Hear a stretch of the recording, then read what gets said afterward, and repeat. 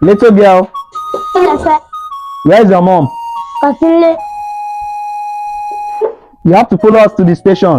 Ṣé mo ṣẹ̀yìn àbí mọ́mí ló ṣẹ̀yìn? Take her to the station. Her mom will meet her there. Come to think of it, this girl is too small to follow us to the station. Dájú tẹ̀sán. Don't worry, we'll come back for her mom. Once your mom is back, tell her to come and meet us at the station.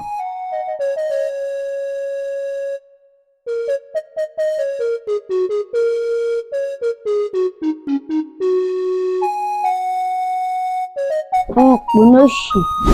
Oyè náà kò ṣiṣẹ́. Adùn ni èwo ló ń ṣe? Mọ́mí ti dé. Báwo ni? Ọ̀rọ̀ jókòó báyìí. Ó ṣe jàre ọkọ mi. Ọmọ èèyàn kan tẹ̀ wáyé wálé. Tani? Ó ní pé òun fẹ́ gbé mi lọ sí police station. Gbé kẹ́ wá pàdé òun ní police station. Station. Owó lápò yẹn ni. Owó lápò tí mo gbà fún ìyá Àdùnní ni mi sanwó lọ́sẹ̀ tó lọ ọ̀sẹ̀ iná mi tún sanwó. Ẹ̀mí ìmọ̀ ń búrọ̀ ìyàwó. Mo mọ̀ ń gbé kẹ́ wá pàdé òun ní station. Mo ti gbọ́ jàre Àdùnní.